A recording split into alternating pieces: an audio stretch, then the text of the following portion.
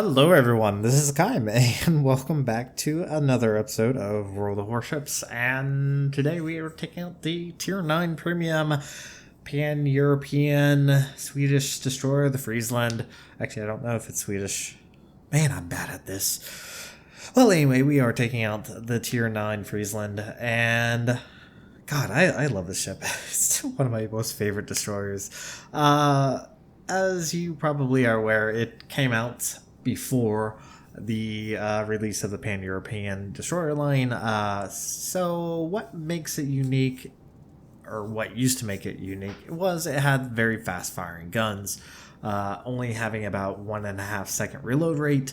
Granted that there are only 2 turrets, it's also a really good AA destroyer. It does have the AA consumable, which is doesn't really work that much, but I mean, CVs, anyways, but so it does have the very fast firing guns, and that's predominantly all that's to this ship is gunboat, straight through gunboat. It has no torpedoes, it has no way to do a huge alpha strike. What it really is good at is taking on other destroyers and chipping away at cruisers and battleships. Now, obviously, this destroyer doesn't have great detect. So Wargaming in all its wisdoms decided, obviously, this ship should not have really good detect, which, I mean, I kind of agree because it's very strong against destroyers, but at the exact same time, it definitely does struggle. So as we can see, we are spotted not by the Hakaym, as you obviously tell, he's not in the cap and is not currently trying to cap. But even at this range, we're doing pretty good damage against this Hakaym. I've already knocked off about his third, but unfortunately we are also dealing with being hit by the Neptune and the Hakaym. Now, obviously, this is where this destroyer is really good. It does have the ability to smoke up, and as long as your target is spotted, you can do a significant amount of damage. But as you can see, we are being radared, and obviously, as you can look at the lineup there, there is no radar cruiser near us. Obviously, the only thing is a Neptune, which the Neptune's all the way north, so that must leave, as you can probably guess it by now, the Chungmu. Yes, the Chungmu is actually here. And the Chungmu makes a really interesting decision. It decides to push down, which obviously may not have been the best choice, because this Friesland does have the ability to hydro. It is only a 5-kilometer range hydro, so not super impressive, but obviously since now he's fired, he's detected by our friendlies, and yeah, not a good time for this Chungmu. I don't really understand why he decided to push in towards my smoke screen, but this Chungmu is pretty much screwed. And actually, as you can probably tell, we are being fired at, and it's actually that Hakaym, which seems to have a really good aim and seems to be hitting us quite readily, because he actually did knock off another few thousand points of health, which is not particularly great, losing this much health at the very beginning of this match, which is only about 4 minutes old. So not the greatest, but as you can see, he was actually firing all the way in the back there.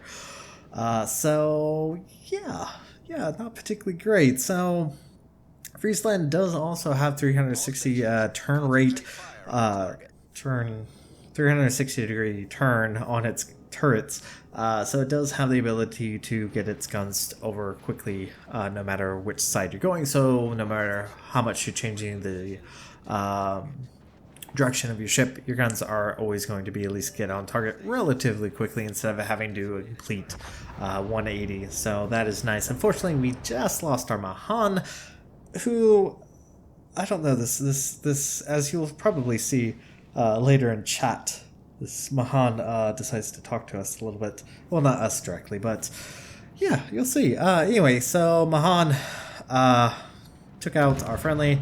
We are going to focus him down. Torpedoes are getting turned around. Obviously not firing his guns, so more than likely just going for torpedoes. So turn in and easily dodge the incoming torpedoes. Like a boss, I guess. I don't know. There we go. Managed to take out the Mahan, which is really beneficial. But this team's not doing particularly great. As you can kind of see, that's happening on the west side. The west side is dealing with a Kagero and a Fletcher, and then 4 battleships, which isn't particularly great. We do have Apollo Emilio, and he's going to be a big help. And you probably can guess what he's going to do. I shouldn't need to be able to explain what's going to happen with this Apollo Emilio, but you'll see. Anyways, so we are going to at least attempt to cap B. Shouldn't be a big issue. The enemy teams really haven't been focusing on capping at this moment, so that is definitely helping us and will help us in the future. Because like I said, this our team definitely does struggle a little bit. So Massachusetts does take a torpedo, but as I do run the Friesland captain with increased penetration, which has significantly reduced the rate of fire. And yeah, I'm definitely going to struggle. I think I do manage to get a surprise fire coming up, but with the reduction of fire, it's not particularly great. But the offset is obviously the Friesland's rate of fire is so much higher than many other destroyers that, in theory, it shouldn't matter. In theory, you should have at least a good chance on catching fire. And there we go. Got 2 fires on the Massachusetts, and that should be about the end of him. He does get the damage comm off because it is Massachusetts, and there we go. There's our second kill.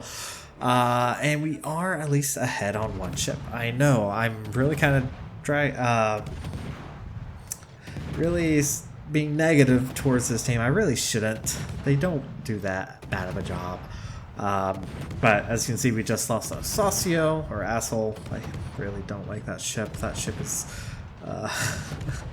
I have some interesting choice of words for that ship. But anyway, this is, like I said, this is what the Friesland is good at, is just doing dot damage, getting a smoke train, having someone else targeting, and you just pew-pewing away at the health of the enemy ship. Now, the arcs on the shells are very high, so you can get them arcing, but it does mean you're going to struggle hitting fast, small, moving targets at a much greater range. So definitely does struggle, but if you're practiced enough, you shouldn't have that big of an issue actually landing your hits.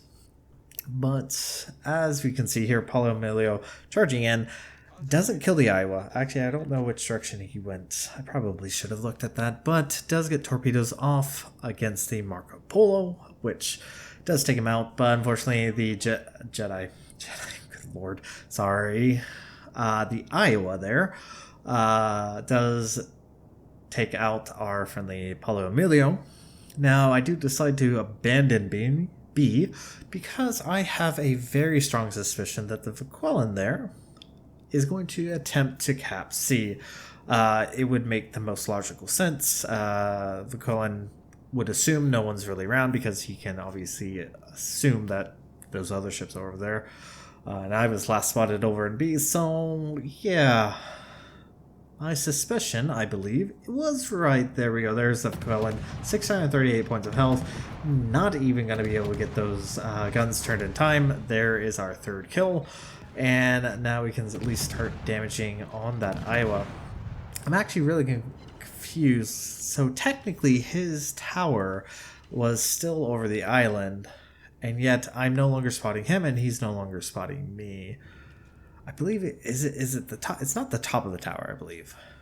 I'm trying to remember what was the point of being spotted. What needs to be out from behind cover to be spotted. I don't really remember which one it is, but we're actually fairly close in battle right now. I do pop my smoke screen just in case that Iowa tries to get me with his back torpedoes, but fortunately that gear does drop his second. There we go. That's actually Confederate. Unfortunately, does miss his torpedoes, but We have at least taken control of the east side. More or less, there is a Neptune all the way up north who is probably going to smoke. And all we have left on the west side is a Colorado and a Marco Polo. We do have a friendly Udachi who unfortunately has come into the wrong neighborhood and is currently facing off against Kagero. Which is highly unfortunate because there was also a Lenin there. So we have just lost our friendly Udachi. Still 2 enemy destroyers left, which is not super great because, like I said, the downside of this ship is it's not particularly stealthy. Fletcher has almost 500 kilometers, 500 kilometers, 500 meters, good lord. That's completely wrong. 500 meters difference, and then obviously the Kagero has nearly 1 kilometer detect on it, so not particularly great when you're facing off against destroyers with much better detect. So yeah, definitely gonna need some help if we're gonna try to take out those destroyers, but since we still have the smoke screen, might as well try to do whatever damage we can do against a Russian battleship, because Russian armor, you know, this is fun. Look at this, 3 penetrations, 18 broken shells. Yeah. I mean, we are getting some damage.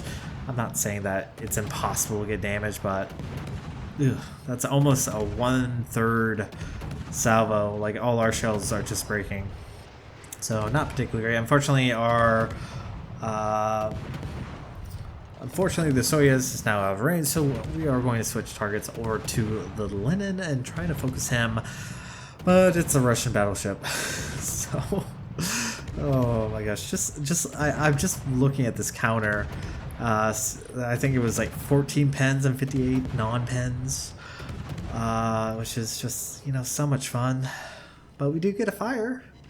But it is a Russian battleship, which has a very fast running damage control. And yes, I know it's unlimited charges, but still. So unfortunately, our fire does not stick. Torpedoes incoming, but no real big surprise there. Gear fired his torpedoes. Actually, I don't understand why he dropped torpedoes. I'm actually really kind of curious. But at the moment, the enemy team is very much in control. They are down in points, which is nice, really beneficial for us.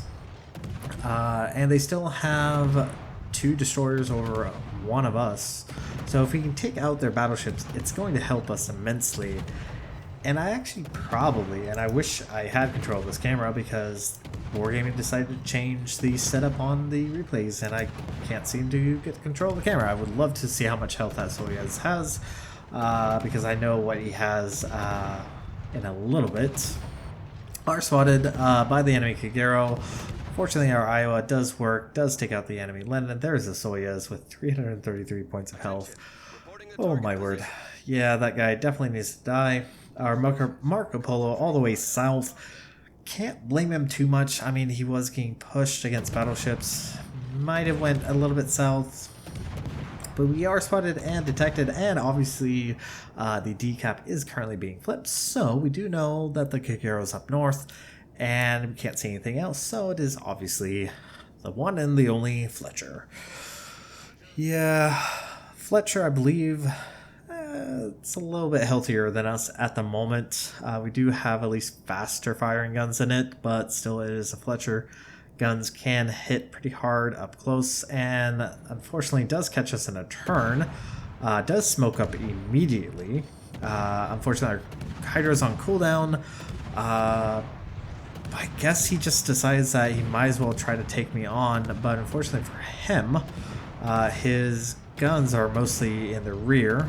And we do have the support of our Marco Polo, who does a lot of damage against him, allowing us to get our 4th kill of the game.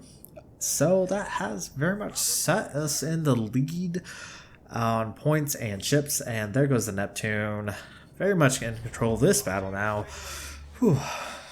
It was a little nervous there about this. And there is the wonderful Mahan in chat complaining about the Marco Polo. I mean, I can't really say. Yes, he's very far south. But he did manage to take out the enemy Lennon and helped taking out the enemy Fletcher, so I can't rag on him too much. And he is pulling back north. Now, we do know all that's left is the Strasbourg, which, I'm sorry, that ship's just not going to handle an Iowa and a Marco Polo. But as you can see, the Kagero is also doing work, does take out the friendly Vladivostok, which is not particularly great, but it could be worse. So we are going to at least try to assist. I am going to try to move back up north. Only other downside about the Friesland is it doesn't have an engine boost and its speed is only 36 knots, so not particularly great. So we are going to try to assist. I do alert the Iowa that I am coming up, tell them to get behind me, because, I mean, you much rather have the Friesland in front of you than behind you. So we are going to do that. Now, this Kagero, as you will see in just a moment, is actually running radio RF, radio location, radio finder. The name changes. It is running that particular skill, and as you can see, we are now located, but we are not further north than the Iowa, so we are in fact closer to the Kagero, which does mean it puts him to our left. And obviously relay that information. You can learn a lot of information from being located. Granted, it doesn't give you a specific spot, but if you pay attention to your friendly ships and how quickly it does change over to you, it does give you direction. So as long as you pay attention, keep your wits about, you can actually use the radio location against the enemy player. But our wonderful Mahan player in the chat decides he's all the way up at A1, I believe is what he's about to point out, something like that. Yeah. But we are actually almost at a Kraken, and I really would love a Kraken.